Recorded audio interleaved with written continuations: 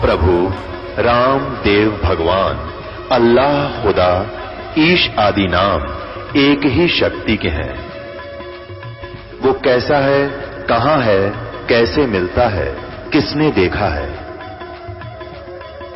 ये प्रश्नवाचक चिन्ह पूर्ण रूप से हटाने के लिए अवश्य सुनिए जगत गुरु तत्वदर्शी संत रामपाल जी महाराज के अमृत वचन, सर्व पवित्र धर्मों के पवित्र शास्त्रों के आधार पर। ऐसी स्थिति है उस व्यक्ति की जो ये कहता है कि आप जी ने ये साधना बताई, मैं उसको भी कर रहा हूँ, ये भी बताई, उसको भी कर रहा हूँ, और अभी भी मुझे पूर्ण लाभ प्राप्त नहीं हो पा रहा।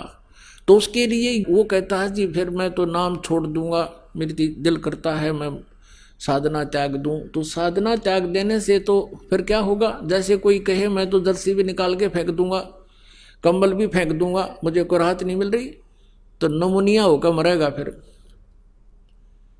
उसका ये कोई तरीका है उसको उतार के फेंक दूं? उसका तरीका है कि और एक कंबल और जोड़, बल्कि इसी तरीके से जान बचेगी। यानी भक्ति, आप अपने मंत्र का जाप और जितना भी ये हवन आदि के लिए, ज्योति के लिए जो भी आप कर सकते हो सामर्थ्य अनुसार इसको बढ़ाते चले जाओ। इसी से आपका जीवन सुरक्षित होगा। क्योंकि जैसे आप सर्दी ज्यादा है, कंबल ओढ़ लिया, उससे भी नहीं ठीक हो रही है, तो फिर आप एक कंबल और डालिए, उसी से बचेगी। क्योंकि जैसे आपके पाप कर्मों की सर्दी ज्यादा है, तो पुण्यात्माओं इन साधनों के करने से, यानी आपने स्वेटर भी पहन ली, जर्सी भी पहन ली, कंबल भी ओढ़ लिया, और फिर भी हाथों की उंगली और पैरों की उंगलियां भी आप अभी भी ठंडी हैं, तो कोई बात नहीं, आपकी जान बचेगी। क्योंकि सर्दी बहुत है। अब जो साधन आपको प्राप्त है ये आपकी मृत्यु नहीं होने देगा, आपकी जान बची रहेगी। धीरे धीरे सर्दी भी समाप्त हो जाएगी। तो इसी प्रकार जो साधनाएं आपको दी जाती हैं और फिर भी आपको कोई महसूस हो रहा है कि मैं बिल्कुल पूर्ण रूप से जो सही लाभ प्राप्त नहीं कर पा रहा हूं, तो ये समझना कि आपके पाप कर्मों की सर्दी अधिक है। जो साधन आपको मिल गए हैं ये आपके जीवन रक्षा करेगा, आपको हानि नहीं होने देगा। आप डरे हुए हो, आप बहुत आपदाओं से पीड़ित हो, बहुत बुरी तरह सताए हुए हो, आपको थोड़ी सी भी सर्दी, वो कर्म की जो दंड है वो अधिक महसूस होता रहेगा। लेकिन अब परमात्मा आपके भी और आपके परिवार के जीवन की रक्षा करेगा, और ये बुरे संस्कार थोड़ा बहुत प्रभाव रखेंगे, कोई दिक्कत नहीं, आपको हानि नहीं होने देगा। अब जैसे एक कारण तो ये होता है, परमात्मा ये चाहते हैं कि यदि यू आज सुखी कर दिया, यदि आज ही आपको सभी सुख कर दें, तो कल आप यहां नहीं आओगे, ठेकियां पे खड़े पाओगे शराब वाला पे, और वहां लाइन लाकर ना जाने कितनी दारू पी जाओगे। तो कहने का भाव ये है, परमात्मा कहते हैं इसे सुख के माथे पत्थर पड़ो, सुख के माथे सिला पड़ो, जिसते नाम हृदय ते जावे, और बलिहारी व दुख के जो पल पल नाम रटावे। परमात्मा कबीर जी कहते हैं कि आप यही प्रार्थना किया करो, हे भगवान ऐसा सुख ना देना जिससे आपकी भूल पड़ जावे, आपसे दूर हो जाऊं, आग लगे से सुख के, और बलिहारी उस दुख के जो आपकी याद दिलावे पल पल में। तो इतना कष्ट भी अनिवार्य ही होगा, वही परमात्मा आप पर बनाए रखेगा। और आप यदि भगवान से दूर होगे तो फिर वो सारा ही कष्ट आ जाएगा, बहुत हानि हो जाएगी। तो इस प्रकार इस परमात्मा की तत्व ज्ञान को समझकर आप जी ने अपने इस उद्देश्य को पूरा करना है। यानी ये हॉस्पिटल जो है जन्म और मृत्यु के रोग को काटने वाला है। जब तक ये रोग आपका नहीं कटेगा, आपको सुख प्राप्ति नहीं हो सकती। परमेश्वर कहते हैं कबीर जी के झूठे सुख को सुख कहे ये मान रहा मनमोद, ये सकल चबीना काल का कुछ मुख में कुछ गोद है। अब पुण्यात्मा परमात्मा बताते हैं, मानुष जन्म पाए कर जो नहीं रटे हरि नाम, जैसे कुआ जल बिना फिर बनवाया क्या काम। कुआ बनवा दिया, बढ़िया उसके कंस्ट्रक्शन करा दी, और उसमें जल है नहीं, तो नाम कूप अवश्य है लेकिन गुण कूप के नहीं। जो व्यक्ति आज से कितना बड़ा सेठ हो, कितना ही वो बड़ा पोस्ट प्राप्त हो, मंत्री, मुख्यमंत्री, प्रधानमंत्री है, यदि वो सत भक्ति नहीं कर रहा तो वो जल रहित कूप है। आप पुण्यात्माओं क्या बताते हैं, राम रटत दारिद्र भला, नाम रटत दारिद्र भलो, टूटी घर की छाने, वो सुंदर महल किस काम के, जहां भक्ति नहीं भगवान। कहते हैं इस भक्ति करने वाला, सत भक्ति करने वाला पूर्ण संत से उपदेश लेकर वो इतना भी निर्धन हो कि उसके मकान की छत भी टूटी हुई हो, और वो सत भक्ति कर रहा है, और एक सुंदर चिप्स के मार्बल ला रखे, कोठी बना रखी और 3-3 4-4 मंजिल की, उसमें रहने वाला प्राणी सब भक्ति नहीं कर रहा है, तो परमात्मा कहते हैं राम रटत दारिद्र भला, टूटी घर की छान, और वो सुंदर महल किस काम के, जहां भक्ति नहीं भगवान। फिर क्या बताते हैं, मानुष जन्म पाया कर नहीं रटे हरि नामे, जैसे कुआ जल बिना भाई बनवाया क्या काम। अपनात्मा झूठे सुख को सुख है ये मान रहा मनमोद। अब आप जी तो यहां मांगने आते हो, घना धन हो जाए, एक मोटरसाइकिल ले लूं, या फिर एक कार बढ़िया ले लूं, एक कोठी बना लूं। परमात्मा कहते हैं तो पहले तो भक्ति कर कुछ दिन, क्योंकि आज जमाना टाइम ऐसा है, ये कार मोटरसाइकिल तो आम हो रही है। परमात्मा बंदी छोड़ कहते हैं ये भी समस्या तेरी हल कर दूंगा यदि तेरी नीत साबित देखूंगा। यदि तू भक्ति से वंचित नहीं होता दिखेगा तो ये भी सब समस्या का समाधान अवश्य कर देंगे, क्योंकि फिर आपको कार मोटरसाइकिल भगवान देगा, आप कहाँ जाओगे? आप यहाँ आओगे भगवान के दरबार में, और 2 वैन और बिठा के लाओगे पड़ोसियों ने, उनका उद्धार कराओगे तो आपको कार देगा, भगवान अवश्य देगा। और आप मांगो कार फिर सह सपट्टे कर लूं कि तो धक्के खाने जाओ पहाड़ियां पे, फिर नहीं देगा। तो कहने का भाव ये है कि आपको संसारिक सुविधाएं भी देगा, लेकिन उसका सदुपयोग करते दिखोगे तो आपको सब सुविधाएं देगा। आपकी नीति ये देखेगा। जैसे अब हम क्या देखते हैं, 10-10 वर्ष से जिन्होंने नाम लिया है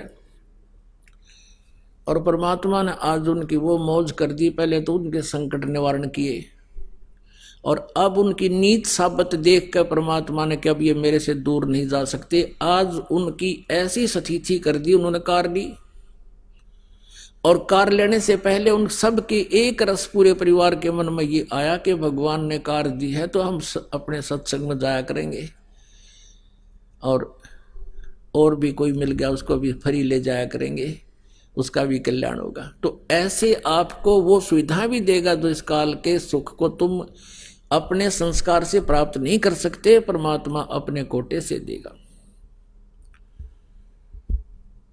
तो इस प्रकार आप जी ने इस परमात्मा के मार्ग को समझना। कहते हैं इस झूठे सुख को सुख है और मान रहा मनमोद।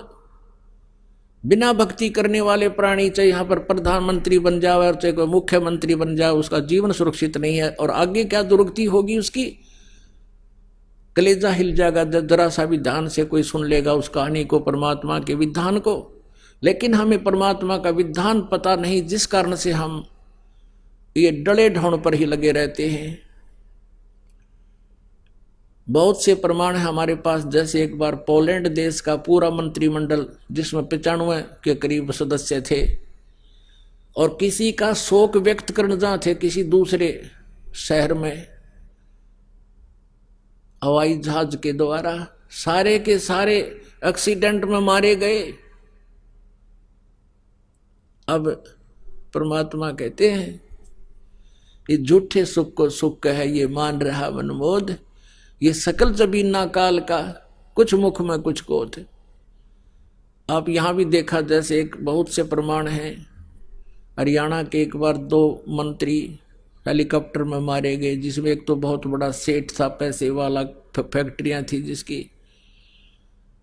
अब एक मंत्री की शपथ जिसको प्राप्त हुई है, उसकी कितनी आशाएं होंगी, ये करूंगा वो करूंगा, हैं? और जो करना था वो छुआ भी को नहीं। इस मनुष्य जीवन से जो काम करना चाहिए था वो तो शुरू भी नहीं किया, और मृत्यु को प्राप्त हो गए, हेलीकॉप्टर के द्वारा मारे गए। तो पुण्यात्माओं, इस तत्व ज्ञान की रोशनी में हमें उनके साथ क्या होगा ये स्पष्ट दिखाई देता है। फिर पीछे तू पशुआ की जय दीजय बैल बुना, 4 पहर जंगल में डोले, तेरा तो ना पेट भरे। पीछे से एक आंध्र प्रदेश के मुख्यमंत्री, उसके बाद एक अरुणाचल प्रदेश के मुख्यमंत्री हेलीकॉप्टर में जा रहे थे। और क्या क्या आशाएं होती हैं। हम छोटे से परिवार के सदस्य होते हैं, एक छोटी सी पोस्ट होती है हमारी, पता नहीं क्या क्या उमंगें होती हैं, ये करूंगा वो करूंगा ऐसा कर दूंगा। ऐसे उनकी तो ना जाने कितनी आशाएं होंगी, और 1 सेकंड में मारे गए। 3 दिन में लाश मिली उनकी, कोई पानी पियाने वाला भी ना मिला उनको समय पर। भगवान को भूल के ये इंसान हवा में उड़ जाता है और भूल जाता है कि तू कभी यहां से जाएगा। जाना सभी को है, लेकिन जाने जाने में अंतर होता है। परमात्मा कबीर जी कहते हैं, आए हैं सो जाएंगे राजा रंग फकीर, एक सिंहासन चढ़ चले एक बंधे जात जंजीर। आप जी जाओगे, आपके लिए विमान आएगा, और जो सत भक्ति नहीं करते, चाहे कोई प्रधानमंत्री मर जाए, उसको बांध कर ले जाएंगे यम के दूत, जैसे अपराधी को ले जाते।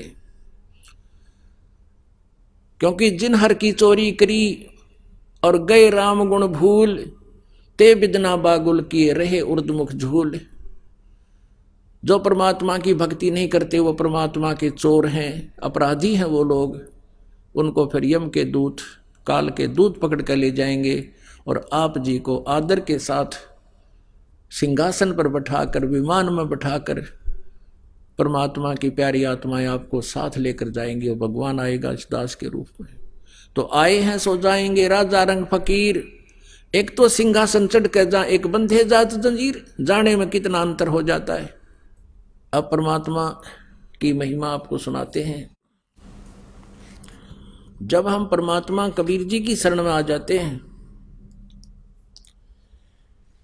इस काल का दबाव हम पर नहीं रहता। यदि हम मर्यादा से हीन हो जाते हैं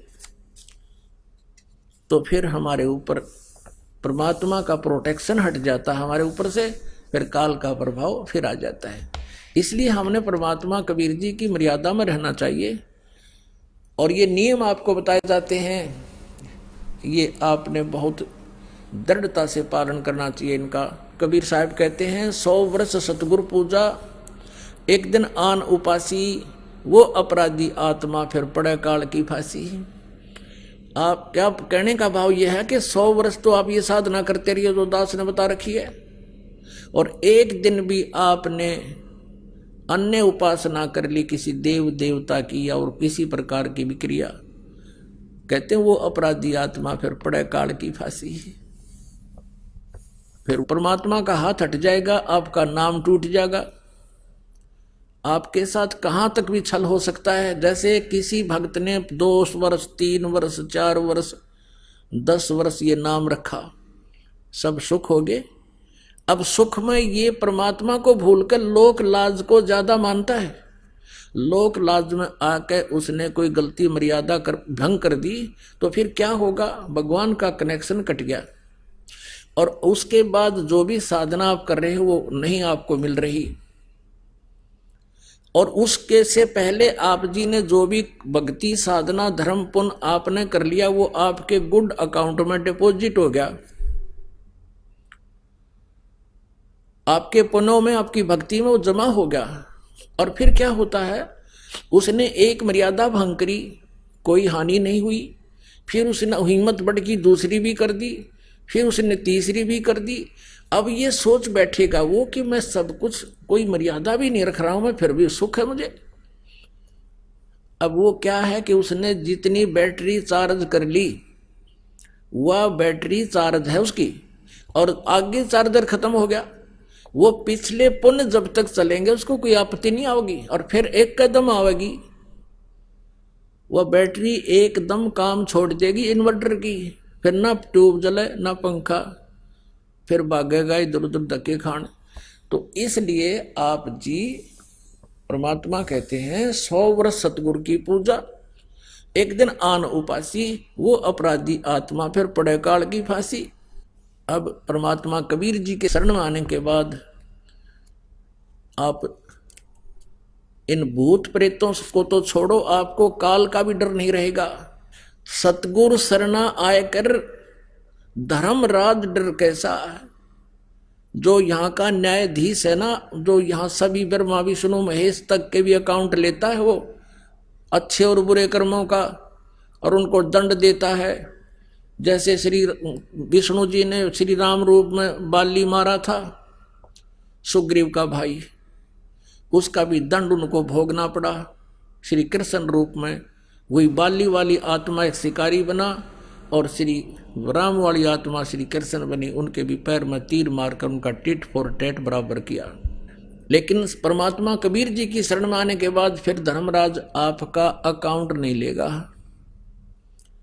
उसके पास नहीं जा सकते आप, वहां नहीं ले जा सकता आपको कोई। और किसी कारण से गलती से कोई चला गया तो वहां एक फिर आपको याद आऊंगे सत्संग के वचन के गुरु जी तो ये कहा करते कि हमारा हिसाब किताब ये नहीं ले सकता धर्मराज, यहाँ कैसे आगे हम। तो वहां भी आप सच्चे दिल से याद करोगे परमात्मा कबीर जी को, आपको छुड़ा लाएंगे। और जैसे आपको बताया ना, किसी ने 2 वर्ष 10 वर्ष 5 वर्ष साधना कर दी, फिर गफलत कर गया, और उस दौरान की हुई पुण्य कमाई से भक्ति से वो मनमाने जैसे आपको मंत्र दिए जाते हैं सभी इन देवताओं के, प्रारंभ में ये मजदूरी है, इनसे हमने मुक्त होना है, इनसे सुविधा नहीं लेनी कुछ भी, इनका कर्जा हमारे ऊपर है, ये ऋण मुक्त हो जाएंगे। और आप भगवान से दूर हो गए तो आपके ऊपर ये कर्जा न्यू का न्यू बना रहेगा, और वही प्रोसीजर फिर शुरू हो जाएगा, प्रोसेस। अच्छे और बुरे आपको दोनों कर्म भोगने पड़ेंगे। और परमात्मा कबीर जी की शरण में आने के बाद आपके पापों का नाश कर दिया जाएगा, केवल पुण्य आपको प्राप्त रहेंगे। तो उन पुण्यों के आधार से जैसे आप प्रथम मंत्र में सभी ब्रह्मा जी, विष्णु जी, शिव जी, दुर्गा, इनके नाम भी और गणेश जी के भी मंत्र आपको दिए जाते हैं, इनकी मजदूरी करके इनकी कमाई करते हो, तो फिर इस आधार से आप कभी कोई तो शिव जी के लोक में चला जाएगा उस एक मंत्र की कमाई से, उसके बाद उसकी पुण्य अक्षीण होने से फिर दूसरे मंत्र की कमाई आपकी कहाँ नाश कराएगा, ये विष्णु जी के लोक में। विष्णु जी के लोक में देवता बनकर पता नहीं कहाँ कहाँ आपको घुमाएगा, और फिर आपके पुण्य समाप्त होते ही फिर आप ब्रह्मा जी के लोक में जाओगे। वहां भी जब आपकी भक्ति नष्ट हो जाएगी फिर आप मृत लोक पर आओगे और गधे बन जाओगे। अब जैसे आप जी को ये ज्ञान दिया जा रहा है, किसी कारण से आप पर गलती बन भी गई और आप वहां पहुंच गए शिव जी लोक में, विष्णु जी के लोक में, ब्रह्मा जी के लोक में, और वहां आपको ये ज्ञान याद आओगा कि मेरी तो यहाँ भक्ति नाश होगी, क्योंकि ये स्वर्ग क्या है, ये रेस्टोरेंट समझो, होटल समझो। उन रेस्टोरेंट में, होटल में वो व्यक्ति जाता है जिसकी जेब में अच्छी गर्मी हो, पैसा खूब हो, और वहाँ खूब एक बार घंटी दबाते ही, बेल दबाते ही आपको पूछने आएंगे, हाँ जी किस चीज़ की आवश्यकता है। आप खूब मस्ती से खाओ पियो सो ठाट करो, लेकिन आपकी जेब कट रही है, आपके पैसे एक एक सेकंड के खर्च हो रहे हैं, और जब आपकी जेब में पैसा नहीं रहेगा तो वहां से पकड़ कर बाजू और वही बैरे जो आपके आगे खड़े रहते थे होटल से बाहर खड़ा कर देंगे। तो ऐसे ही आपके साथ बनेगा। आप वहां स्वर्ग जैसे विष्णु लोक में गए, आपके पुण्य ही आप वहां खर्च करोगे। विष्णु जी देना चवन्नी आपको वहां पर, आपके पैसे होंगे तो रखेगा, नहीं उसी समय भगा देगा वहां से। जाओ, ऐसे शिव की साधना तुमने की है तो शिवलोक में रहोगे, वहां समाप्त होती है आपकी पूंजी, तुरंत बाहर फेंक दिए जाओगे। फिर परमात्मा हमें याद दिलाते हैं, शिव मंडल ब्रह्मापुरी चाहे विष्णु लोक में हो, हमरे गुण भूले नहीं तो आने छुटाऊं तो। देख कितने दयालु हैं कि मान ले मूर्ख तने यहाँ गलती कर भी दी, भक्ति नहीं करया, कुछ वर्ष करके छोड़ भी दी, फिर तू वहां जाएगा विष्णु लोक में, ब्रह्मा के लोक में, क्योंकि प्रथम मंत्र की बहुत कमाई आपको करवाई जाती है। तो वहां भी तो मुझे याद कर लेगा, मेरे गुण नहीं भूलेगा कि मेरे से गलती होगी, परमात्मा मुझे बचाओ, मेरी तब भक्ति नाश हो जाएगी। यहाँ पर कहते हैं शिव मंडल यानी शिव के लोक में, शिव मंडल ब्रह्मापुरी चाहे विष्णु लोक में हो, और हमरे गुण भूला नहीं तो आण छुटाऊं तो वहां जब याद करोगे वहां परमात्मा इस दास के रूप में पहुंचेगा आपकी और कहेगा उनको छोड़ दो, ये हमारा बच्चा है। लेकिन आपने एक समय गोल्डन चांस खत्म कर दिया, फिर ना जाने कब मनुष्य जीवन होगा, उसको परमात्मा कहाँ ले जाएगा, अपने लोक में ले जाता है। और फिर उसके आधार से परमात्मा आपके अपने हिसाब से आपको मनुष्य जीवन देता है। अब वो मनुष्य जीवन आपके प्रारंभ हो गए, उस मनुष्य जीवन में फिर संत मिलेंगे, इसी तरह प्रोसेस फिर होगा जो आज हो रहा आपका। और इस प्रोसेस में आप फिर फेल हो गए, फिर धक्के खाए जाइए, चाहे लाख जन्म हो जी इस भक्ति से मनुष्य के, फिर क्या क्या सहारा मिला आपको, चाहे कितना ही फिर मान ले, फिर मनुष्य जन्म तो देगा परमात्मा आपको, नहीं तो वहां तो आपको बर्बाद कर देते वो काल जितनी व्यवस्था थी ब्रह्मा विष्णु लोक के में। लेकिन उस पूंजी को बचाकर आपको मनुष्य जीवन दिला देता है, और मनुष्य जीवन में ही आपका कल्याण संभव है। उसी के लिए परमात्मा स्वयं भी आते हैं, जैसे वेद भी गवाही दे रहे थे रात्रि में आपने देखा, और हमारे जैसे दासों को भी अपनी पावर देकर भेज देते हैं ताकि इन नालायक का न किसी तरह समझ में आ जाए और ये किसी ना किसी समय में निकल आओ यहाँ से। और तुम फिर रह गए तो परमात्मा फिर आएंगे आपके लिए, और फिर क्या पता आप सिर चढ़ोगे कि नहीं चढ़ोगे। तो अब ये गोल्डन चांस आपके लिए, इसलिए ज्ञान बार बार समझाया जाता है, इसमें चूकना नहीं है, अपना कल्याण करवाओ, मौका दिया भगवान ने। कहते हैं सतगुर शरणा आए के फिर धर्मराज डर कैसा। एक भक्त बतावा था, नु बोला जी मेरी रात्रि के समय दो जने आए, मुझे पकड़ ले गए, बूंदी बूंदी शकल इसी बुरी उनकी, और ले गए। तो मैं उनसे कहूँ भाई कहाँ ले जा रहे हो, कि चल धर्मराज के दरबार में तुम्हें बुलाया है। जब धर्मराज के दरबार से हम थोड़ी सी दूर रह गए, मेरा याद आई कि धर्मराज के पास तो हम जा ही नहीं सकते। तो मैंने उनसे कहा कि भाई हम धर्मराज के दरबार में नहीं जा सकते, हम तो कबीर साहब के शिष्य हैं, उनकी आत्मा है, तुम कैसे ले जा रहे हो, मुझे छोड़ दो। उन्होंने छोड़ा मुझे, मैं उनके साथ झगड़ा करने लग गया, गुट्टम गुट्टा हो गया हम। तो उनमें से एक ने बोला भाई तू नो कर, पहला पूछा धर्मराज से पता करके आ कि ये कह रहा है इतनी दृढ़ता से कि हमें नहीं ले जा सकते, तो जा। तो मैं वो एक तो मेरे पास खड़ा रहा, हर एक अंदर चला गया। तो उसने जाकर पूछा जी ऐसे ऐसे एक व्यक्ति है, उसका ये नाम है, और वो कहे मैं तो कबीर जी का भक्त हूँ और मुझे तुम नहीं ला सकते, हमारे साथ झगड़ा कर दिया, अब उसका क्या इलाज करें।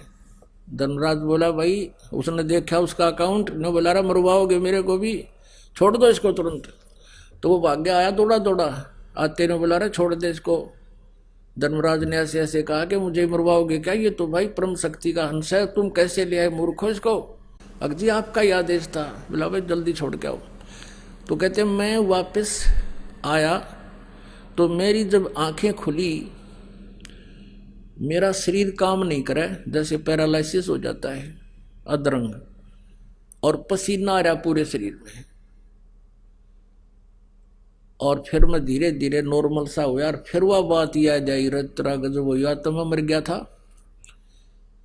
और फिर वो दूना दृढ़ता आ गई कि सचमुच सच्ची बात है, परमात्मा के जो वचन है वो सारे सच्चे हैं। तो क्या कहते हैं, मूर्ख मनुआ काल की चिंता क्यों सताती है, सतगुरु अपना साथी है, वो तो हरदम साथी है। मूर्ख मनुआ काल की चिंता क्यों सताती है, सतगुरु अपना साथी है, सतगुरु हरदम साथी है। गाभण गऊ काट के डाली कैसी करी ढठाई, कह सिकंदर इसे जीवित कर दे जब मानो तेरी खुदाई। गाभण गऊ काट के डाली कैसी करी ढठाई, कह सिकंदर इसे जीवित कर दे जब मानो तेरी खुदाई। गऊ बच्चा तत्काल जवाई फिर दूध दुआती है, सतगुरु अपना साथी है, सतगुरु हरदम साथी है। मूर्ख मनुआ काल की चिंता क्यों सताती है, सतगुरु अपना साथी है, सतगुरु हरदम साथी है। मूर्ख मनुआ काल की चिंता क्यों सताती है, सतगुरु अपना साथी है, सतगुरु हरदम साथी है। इंद्रमती पर काल झपट्या सतगुरु करी सहाई, कमाल कमाली जीवित कीने सत कबीर दुआई। इंद्रमती पर काल झपट्या सतगुरु करी सहाई, कमाल कमाली जीवित कीने सत कबीर दुहाई। सिकंदर की जलन बुझाई वो तो करामाती है, सतगुरु अपना साथी है, सतगुरु हरदम साथी है। मूर्ख मनुआ काल की चिंता क्यों सताती है, सतगुरु अपना साथी है, सतगुरु हरदम साथी है। बिजली खान पठान समझाया और अब्राहिम सुल्तानी, हिंदू राजा वीर सिंह ने सिख गुरु की मानी। बिजली खां पठान सुलझाया और अब्राहिम सुल्तानी, एक हिंदू राजा वीर सिंह ने सिख गुरु की मानी। वेद कतेब कहें एक कहानी कोई जात न पाती है, सतगुरु अपना साथी है, सतगुरु हरदम साथी है। मूर्ख मनुआ काल की चिंता क्यों सताती है, सतगुरु अपना साथी है, सतगुरु हरदम साथी है। जो चाहे सो कर दे सतगुरु, जो चाहे सो कर दे परमेश्वर, बरम पड़ो ना मत कोई, सेऊ दड़ पे शीस चढ़ाया पाछे करी रसोई। जो चाहे सो कर दे सतगुरु, भरम पड़ो मत कोई, सेऊ दड़ पे शीस चढ़ाया पीछे करी रसोई। माँ बेटे की 84 खोई या कथा बताती है, सतगुरु अपना साथी है, सतगुरु हरदम साथी है। मूर्ख मनुआ काल की चिंता क्यों सताती है, सतगुरु अपना साथी है, सतगुरु हरदम साथी है। जगन्नाथ का मंदिर बचाया जल्दी न करी चढ़ाई, जगन्नाथ का मंदिर बचाया समुद्र न करी चढ़ाई। साहेब कबीर के तेज के आगे फीका पड़ गया भाई। जगन्नाथ का मंदिर बचाया समुद्र न करी चढ़ाई, साहेब कबीर के तेज के आगे फीका पड़ गया भाई। विपर रूप धर देई दुहाई, मेरी नहीं पार बसाती है, सतगुरु अपना साथी है, सतगुरु हरदम साथी है। मूर्ख मनुआ काल की चिंता क्यों सताती है, सतगुरु अपना साथी है सतगुरु हरदम साथी है। राज दरबार में साहेब कबीर ने पग पर डाला पानी, जगन्नाथ के पांडे के पैर की या पड़गी अग्न बुझानी। राज दरबार में साहेब कबीर ने अपने पग पर डाला पानी, जगन्नाथ के पांडे के पैर की या पड़गी आग बुझानी। दूत भेज के पूछे कहानी, ज्यों की त्यों ही पाती है सतगुरु अपना साथी है सतगुरु हरदम साथी है।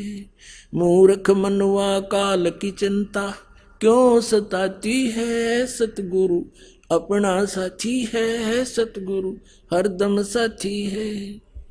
उबलते तेल के बर्तन में डाले वो बंदी छोड़ कबीर, सेक तकी के मंत्र से तेल की ठंडी करी तासीर। उबलते तेल के बर्तन में डाले वो बंदी छोड़ कबीर, सेक तकी कह मंत्र से तेल की इसने ठंडी करी तासीर। उंगली डाली ना सही पीड़, सिकंदर को मूर्छा आ जाती है सतगुरु अपना साथी है सतगुरु हरदम साथी है। मूर्ख मनवा काल की चिंता क्यों सताती है सतगुरु अपना साथी है सतगुरु हरदम साथी है। परमेश्वर कबीर को काटन चला वो शेख तकी जलील, आर पार तलवार निकल जा फिर भी समझा नहीं खलील। साहेब कबीर को काटन चले वो शेख तकी जलील, आर पार तलवार निकल गई फिर भी समझा नहीं खलील। भाग गया ना लाई ढील, साहेब को हंसी आ जाती है सतगुरु अपना साथी है सतगुरु हरदम साथी है। मूर्ख मनवा काल की चिंता क्यों सताती है सतगुरु अपना साथी है सतगुरु हरदम साथी है। शेख तकी ने जुल्म गुजारे 52 करी बदमाशी, खूनी हाथी आगे डाले वो बांध जूड़ अविनाशी। शेख तकी ने जुल्म करे ये 52 करी बदमाशी, खूनी हाथी आगे डाले बांध जूड़ अविनाशी। हाथी डर से भाग जासी, दुनिया गुण गाती है सतगुरु अपना साथी है सतगुरु हरदम साथी है। मूर्ख मनवा काल की चिंता क्यों सताती है सतगुरु अपना साथी है सतगुरु हरदम साथी है। झूठा प्रचार किया किसी मूर्ख ने, कबीर करे भंडारा, 2 रोटी का साधन ना था वह भेख जुड़ा अति बारा। झूठा प्रचार किया किसी मूर्ख ने, कबीर करे भंडारा, 2 रोटी का साधन नहीं था भेख जुड़ा अति बारा। बन आया के 100 बनजारा, यो होता ही माती है सतगुरु अपना साथी है सतगुरु हरदम साथी है।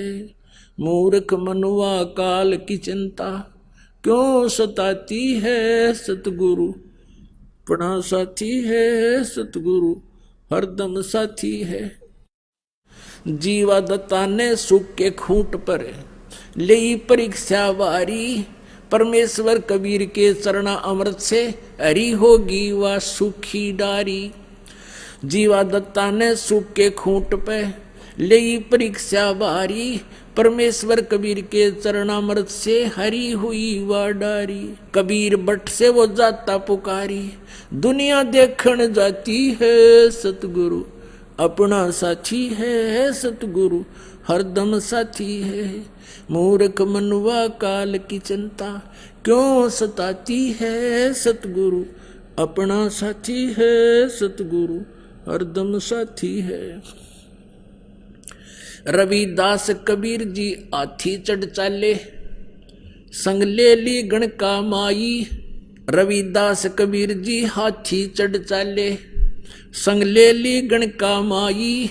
गंगो दक्षी सी में भर के मदरा जो पीवे भाई।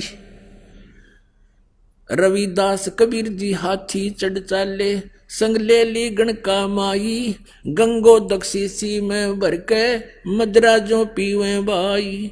64 लाख ने भक्ति बहाई, मूर्ख को नहीं प्रतीत आती है। सतगुरु अपना साथी है, सतगुरु हरदम साथी है। मूर्ख मनुआ काल की चिंता क्यों सताती है। सतगुरु अपना साथी है, सतगुरु हरदम साथी है। गुरु राम देवानंद जी ने दया करी, राम नाम का प्याला, सत्य नाम का मंत्र देके ये किया ज्ञान उजियाला। गुरु राम देवानंद जी ने दया करी, प्या राम नाम का प्याला, सत्य नाम का मंत्र देकर किया ज्ञान उजियाला। चरणों के मां रह राम पाला, अब भक्ति मन भाती है। सतगुरु अपना साथी है, सतगुरु हरदम साथी है। मूर्ख मनुआ काल की चिंता क्यों सताती है। सतगुरु अपना साथी है, सतगुरु हरदम साथी है। अपनात्माओं, हमने इस परमेश्वर का ज्ञान न होने से अन्य सभी को भगवान मान लिया, एक कबीर जी को छोड़कर। और परमात्मा को परमात्मा माने बिना हम वो लाभ भगवान वाला नहीं ले सकते। जैसे बबूल के पेड़ को हमने आम जानकर बो रखा था, या किसी ने कैर बो रखा है, किसी ने झाड़ बो रखा है, या अन्य कोई पौधा पेड़ लगा रखा है जो आम नहीं है, तो आम का लाभ नहीं प्राप्त कर सकते। हमने सभी को भगवान मान लिया, हनुमान जी को भी भगवान मान लिया, खाटू श्याम को भी भगवान मान लिया। हमने कितने कोई बाबा मर गया, उसके ऊपर कोई कब्र बना रखी है, मंदिर मंडी बना रखी है, उसको भगवान मान लिया। और अपने आप 4 ईंट कहीं लगा करके उसके माथा टेकन लग गए। और फिर अन्य साधनाएं क्या बता रखी हैं, परमात्मा याद दिलाते हैं, आप पे लिपे, आप पे पोते, आप पे बनावे ओई, और उस पे बुढ़िया फिर पोते मांगे, देखा कल कहाँ खोई। ओई माता के व्रत ये पूजा करते हैं माई। एक आप पे बनाओगे, एक औरत की शकल सी बना लेंगे, आजकल तो बड़ी बनाए चित्र ले आवे किते थे। पहले आप पे बनाया करते नो, चित्र से बना के एक औरत की घाघरा परा देते और उसको हाथ लगा देते नो, बूढ़े बूढ़े हैं।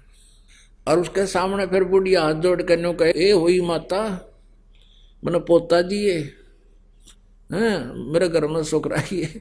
नो कहा आप लिपे, आप पोते, उस स्थान को मड प्लास्टर से लिपया करती, और आप बनाई हुई वह माता भी आप कंस्ट्रक्ट करी, और फिर उस पर अपने बढ़ाई हुई बहनों का तो मेरी सुरक्षा करिए, उस पर पोते मांगे। नो कहा कल कहाँ से खोई। परमात्मा कहते हैं जाटी पूजे, पीपल पूजे, और सिर तुलसा के हो, और दूध पूत में खैर राखिए, नो पूजू हो तो ओ तेरा गजब भैया। नो कहा दंडी पूजे, पीपल पूजे, और तुलसी ने पूजे, और इसकी का आगे हाथ जोड़ के नो के हमारे दूध और पूत की सुरक्षा करिए हो। या अपनी सुरक्षा तो कर लियो, ये पीपल और ये तुलसा इन बकरा खा जा। तो परमात्मा कहे हमने ये भी भगवान मान लिए, और भगवान को भगवान मानना नहीं है, तरह के जो भैया। अब परमेश्वर कबीर जी हमें याद दिलाते हैं।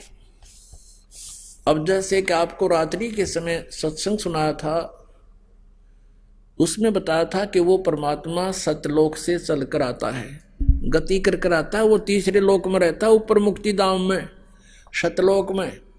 एक तो ये काल का लोक है, 21 ब्रह्मांड का अक्षेत्र है, और इसको सरपुरुष भी कहते हैं, इसको ब्रह्म भी कहते हैं, जो श्री ब्रह्मा, श्री विष्णु, श्री शिव जी के पूज्य पिताजी हैं।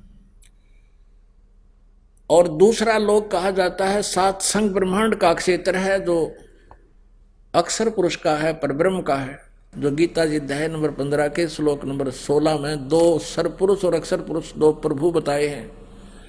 और 17वें में कहा कि उत्तम पुरुष है तो अन्य है, वो वास्तव में श्रेष्ठ पुरुष यानी परमात्मा तो इन दोनों से कोई और है। तो वो उस तीसरे लोक में, सतलोक में रहता है, वहां से गति करके बिजली जैसी गति से यानी सेकंड के अंदर यहां आ जाता है। नानक साहब जी कहते हैं, नीच जात परदेसी मेरा, छन आवे छन जावे बे, कि 1 सेकंड में पृथ्वी पर, 1 सेकंड में सतलोक में देखता हूं उसको। नीच जात जिसको तुम धानक कहते हो, वो पूर्ण परमात्मा है, वो परदेसी। तो वहां से वो सचखंड से गति करके आता है, अपनी प्यारी आत्माओं को मिलते हैं और फिर उनको तत्व ज्ञान से परिचित कराते हैं। इसी अपनी महिमा के अनुसार, अपने गुणों के आधार से, जिसके विषय में सदग्रंथ बताते हैं, तो परमात्मा आदरणीय गरीबदास साहिब जी को मिले थे, गांव छुडानी, जिला झज्जर, हरियाणा के अंदर।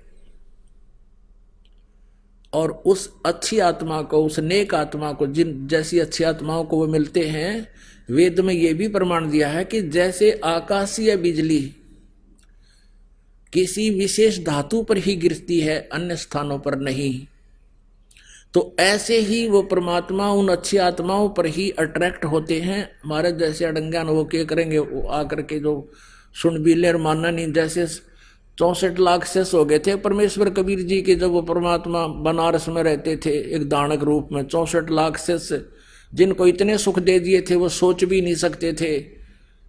इस मालिक की कृपा से उनको नाम जाप से इतना लाभ हुआ था। और फिर परमात्मा ने परीक्षा की थी कि भगवान को कैसे पहचाना इन्होंने, केवल सुखों से ही वो भगवान मान रहे हैं या कुछ मेरे से परिचित भी हैं। तो सभी भाग गए थे हम छोड़कर भगवान को। वो सुनाएंगे कथा भी समय आने पर। वो परमेश्वर गरीबदास साहिब जी को मिले थे, उस अच्छी आत्मा को। और फिर वो 10 वर्ष के थे उस समय। गरीबदास साहिब जी किसान परिवार में जन्म था, जाट परिवार में गरीबदास जी का। 10 वर्ष के बालक अपने ही खेतों में गौएं चरा रहे थे, वहां गवाले बनकर गए हुए थे। वहां से परमात्मा उनकी आत्मा को सचखंड लेकर गए थे। वो बच्चा मृत हो गया था, शरीर उसका निढाल हो गए थे। गांव वाले गांव में ले आए थे, उसको अंतिम संस्कार करने की तैयारी कर रहे थे। 5-6 घंटे लग गए थे इस प्रोसेस में। परमात्मा उस आत्मा को ऊपर लेकर गए, गरीबदास जी की आत्मा को। ब्रह्मा का लोक देखा, विष्णु का लोक, शिव जी का लोक, धर्मराज का लोक, फिर सब दुर्गा का लोक, ब्रह्म लोक, और ये जहाँ ये काल 1 लाख जीवों को खाता है वो स्थान दिखाया। फिर सचखंड में लेकर गए, वहां परमात्मा ने अपना वास्तविक रूप दिखाया। और फिर उस प्यारी आत्मा को वापस छोड़ दिया। फिर उस गरीबदास साहिब जी ने उस परमात्मा की महिमा का एफिडेविट दिया। अमृतवाणी में वो बोला, परमात्मा ने वो ज्ञान फीड कर दिया गरीबदास जी की अंतःकरण में। अब जैसा कि आपने सुना कि उस परमेश्वर ने कैसे कैसे चमत्कार करके दिखाए जो भगवान किया करते हैं, लेकिन हम फिर भी उनको परमात्मा नहीं मान सके, नहीं उनको परमात्मा स्वीकार किया, जिस कारण से हम भटक रहे हैं। वो परमात्मा यहां ज्ञान देने के उद्देश्य से आते हैं और वो क्या बताते हैं कि तुम हिंदू और मुसलमान दो नहीं हो, सिख और ईसाई ये भिन्न नहीं हो, तुम मेरे बच्चे हो। आप मुझे पाने के लिए ही विभाजित हो चुके हो। आज मैं तुम्हारे समक्ष खड़ा हूं, मैं तुम्हारा भगवान हूं, तुम मेरे बच्चे हो, मैं तुम्हारा पिता हूं। लेकिन इन काल के दूतों के द्वारा हम इतने भ्रमित कर दिए जाते हैं, हम परमात्मा को साक्षात खड़े को भी नहीं पहचान पाते, हम इतने अबोध बन जाते हैं। अब क्या बताते हैं भगवान कबीर परमेश्वर जी, मैं रोवत हूं सृष्टि को, ये सृष्टि रोवे मोहे। कह कबीर हमरे वियोग को, समझ ना सकता कोई। गोता मारूं स्वर्ग में जा बैठूं पाताले, कह कबीर ढूंढता फिरूं मैं अपने हीरे मोती लाल। तुम हीरे और मोती लाल हो उस परमात्मा के पुण्यात्माओं, आप जी को ढूंढ रहे हैं परमेश्वर। अब जैसे ये ज्ञान गंगा नामक पुस्तक आप तक पहुंचाई परमात्मा ने, और आप उसको पढ़कर आप खींचे आ रहे हो, क्योंकि ये दास जो है उस कबीर परमात्मा का एक समझो जैसे कबाड़िए होते हैं ना, कबाड़िए, और वो अपने दिहाड़ी पर नौकर छोड़ देते हैं कि भी ये ले जाओ चुंबक। वो क्या करते हैं, लोहे को लाकर कबाड़ी को देते हैं, कबाड़िया उनको तोल कर उसके हिसाब से उनका रेट दे देता है उनको मजदूरी। तो वो क्या करते हैं कि चुंबक भी साथ रखते हैं और उस चुंबक को धागे से बांध कर ऐसे जमीन पर लटकाते घिसड़ाते चलते हैं। जो लोहे के कण होते हैं उसको चिपक जाते हैं और वो उतार के उनको अपनी झोली में डाल लेते हैं, और जो कंकर पत्थर हैं वो पड़े रह जाते हैं। फिर उन लोहे के कणों को जो कि मिट्टी में जर रहे थे, खत्म हो रहे थे, उनका अस्तित्व नष्ट हो जाना था, वो वापस आगे कहाँ, फिर कारीगर के पास। उसको फिर उन्होंने नए सिरे से उसका कोई नया औजार, कोई चम्मच बना दी, कोई फिर है कितना अच्छा औजार बन गया, यानी उनका सदुपयोग हो गया। तो आप जी इस संसार रूपी कंकर, उनमें लोहे के कण थे, स्टील के कण थे, आप परमात्मा के हंस थे, और इस परमात्मा ने ये चुंबक फेंक दिया सब जगह और आप उसके चिपक कर आ रहे हो। अरे बाप का नया जीवन शुरू हो जाएगा। तो गरीबदास साहिब जी ने परमात्मा से परिचित होने के उपरांत प्रभु की महिमा का एक कलम तोड़ विवरण किया है। कबीर परमेश्वर की महिमा बताते हुए गरीबदास जी कह रहे हैं कि वो किस प्रकार हमें समझाया करते थे, हिंदू और मुसलमानों को समझाया करते थे कि तुम साधनाएं गलत कर रहे हो। अब परमात्मा काजी मुल्ला जो मुसलमान धर्म को भ्रमित किए हुए हैं उनको कहा करते थे, और उधर से पंडित ब्राह्मणों को, पांडवों को और ये नकली मंडलेश्वरों को कहा करते थे कि तुम साधना गलत बता रहे हो। आइए अब हम उन श्रद्धालुओं के अनुभव जानते हैं जो जगत गुरु तत्वदर्शी संत रामपाल जी महाराज जी से दीक्षा प्राप्त कर चुके हैं तथा उनके द्वारा बताए गए भक्ति मार्ग पर चल रहे हैं। सर नमस्कार। सत साहेब जी। क्या नाम है आपका? दास को विजय राज सिंह चावड़ा बोलते हैं। विजय सिंह चावड़ा जी। विजय जी कहाँ से आए आप? मैं गांव सिनोद, जिला रतलाम, मध्य प्रदेश से हूँ।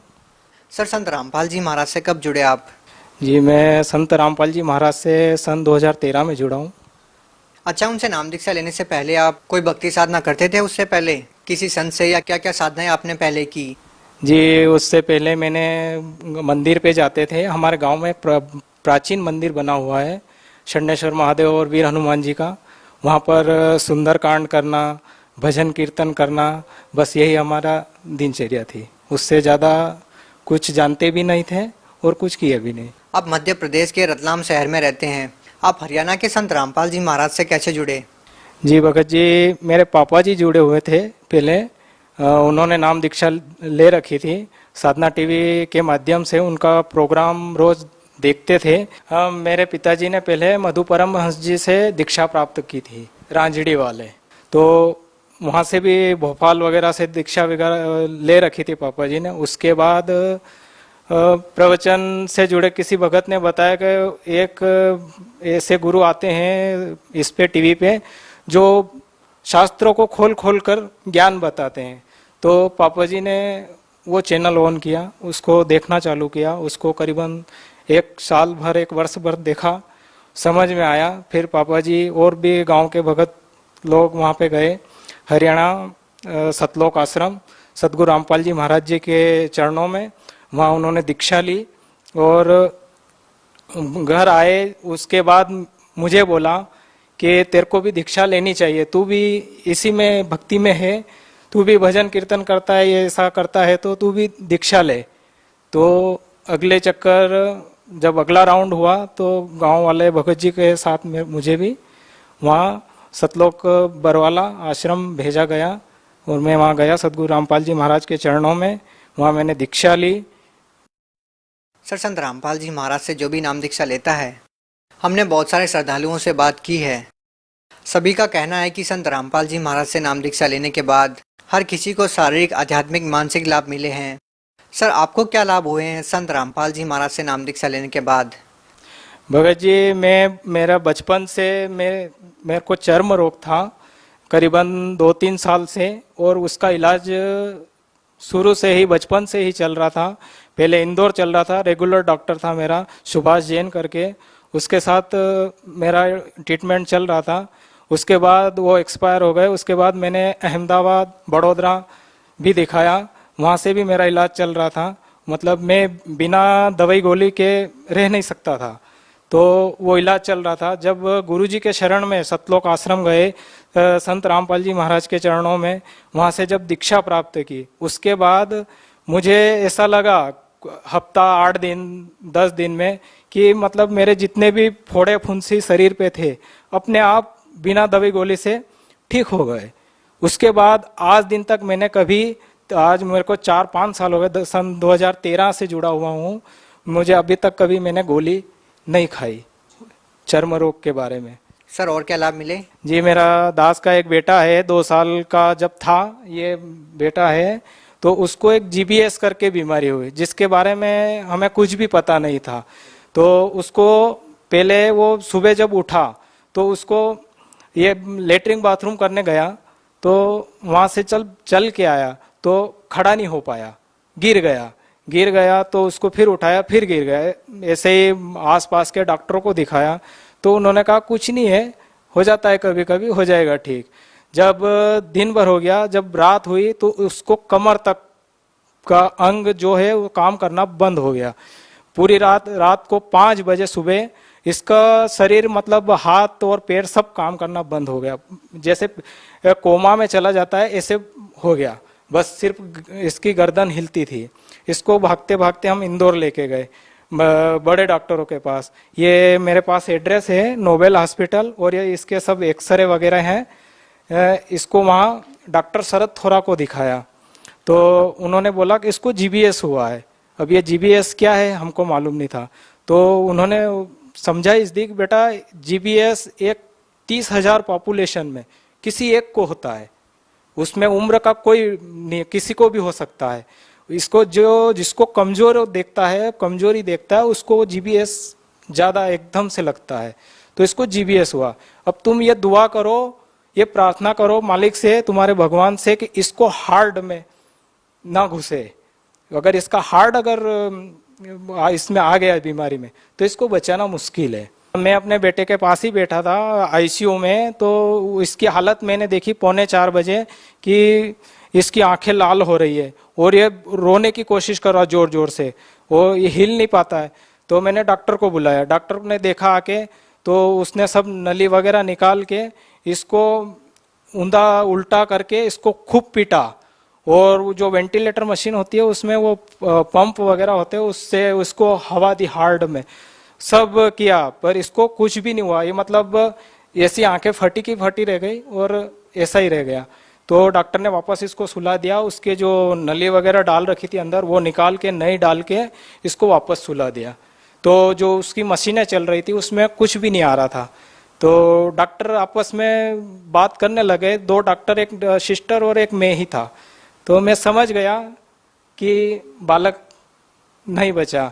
तो गुरुजी, मैंने फ़ोन लगाया, फिर मेरे रिलेटिव है वहीं पे मामा जी, उनको फ़ोन लगाया, तो वो सब भागते हुए आए और इसकी ज़्यादा हालत, इतने में 10-15 मिनट गुजर गए। 15 मिनट में इसको अचानक होश आया, सब मशीनें अपने आप चलने लगी, हार्ट बीट इसकी 300, 350, 400 से चलने लग गई।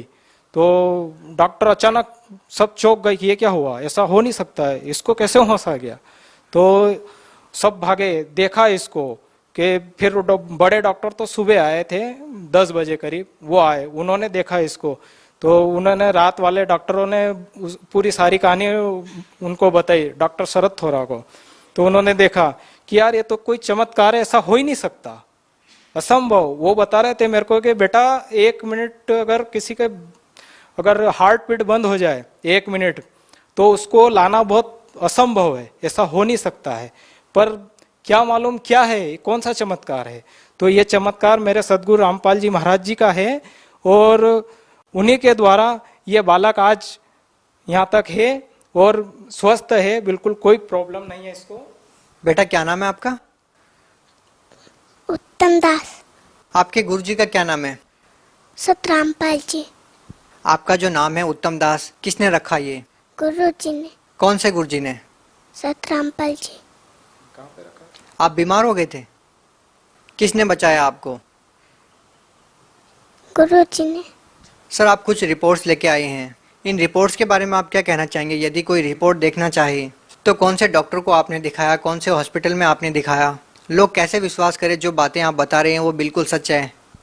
ऐसा है कि ये रिपोर्ट है नोबेल हॉस्पिटल इंदौर, और डॉक्टर का नाम है शरद थोरा, उन्होंने इलाज किया था। ये इसकी सारी रिपोर्टें हैं, इसके ये सभी एक्सरे वगैरह हैं, और अगर कोई संपर्क करना चाहे तो मुझसे मिल सकता है, या फिर ये नोबेल हॉस्पिटल इंदौर, यहाँ जाके आप कर सकते। राजवीर के नाम से इसकी रिपोर्ट बनी हुई है। सर आपके बेटे का नाम उत्तम दास है और फाइल जो बनी है वो राजवीर के नाम से बनी है, ये क्या कारण है? जी भगत जी, ऐसा है कि इसको एडमिट किया था, जब ये ठीक हुआ तब इसको लेकर हम बरवाला आश्रम गए थे सदगुरु रामपाल जी महाराज जी के चरणों में। तो वहाँ गए, दर्शन के लिए, प्रार्थना के लिए खड़े थे गुरु जी के आश्रम में, संत रामपाल जी महाराज जी के चरणों में। तो जब आशीर्वाद देते हुए मालिक आए संत रामपाल जी महाराज, तो वो हमारे पास आके ये मेरी गोद में उठाया हुआ था, तो गुरुजी आकर रुके, वो इसकी तरफ थोड़ी देर देखा, इसको 2 बार इसके हाथ लगाया गुरुजी ने, सिर में मारी, और बोला बेटा तू वही है ना जो इंदौर एडमिट था? मैं तो हाँ गुरुजी। तो गुरुजी थोड़ी देर और रुके, फिर गुरुजी से मैंने प्रार्थना की, गुरुजी इसका नामकरण करना, इसका नाम क्या रखें? तो गुरुजी ने थोड़ी सी देर इसकी तरफ देखा और बोला कि आज से इसका नाम उत्तम दास रहेगा, और इसको उसी टाइम फिर गुरुजी ने नामकरण किया। हमने पहले इनका नाम क्या था? पहले इसका नाम राजवीर ऐसे ही रख दिया था, राजवीर नाम था इसका, और राजवीर के नाम से एडमिट था ये, और उसी के हिसाब से सब रिपोर्टें बनी हुई है। सर क्या आप कोई नशा करते थे? जी नहीं, हमारा परिवार पहले से भी थोड़ा सा इसी लाइन में जुड़ा हुआ है, आध्यात्मिक लाइन में, पापा जी की वजह से, तो नशा कभी किया नहीं। सर आप भगत समाज को क्या संदेश देना चाहते हैं?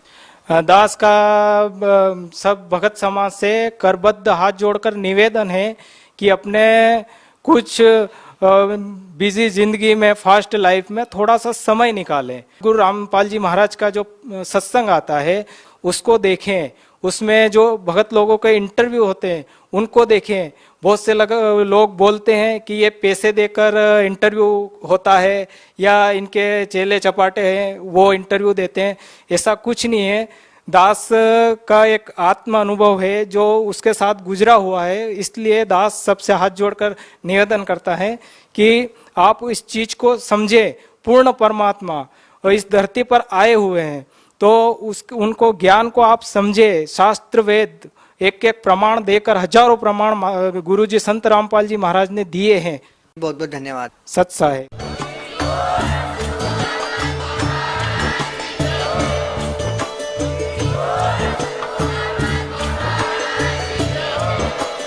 आप सुन रहे थे जगत गुरु तत्वदर्शी संत रामपाल जी महाराज जी के मंगल प्रवचन। अधिक जानकारी के लिए विजिट कीजिए हमारी वेबसाइट www.jagatgururampalji.org। संत रामपाल जी महाराज जी के शुभ आशीर्वाद से पूरे विश्व भर में 500 से भी ज्यादा नाम दीक्षा केंद्र हैं, जिन पर संत रामपाल जी महाराज जी द्वारा ऑनलाइन निशुल्क नाम दीक्षा दी जा रही है। अपने नजदीकी नाम दीक्षा केंद्र का पता करने के लिए संपर्क करें 8222880541।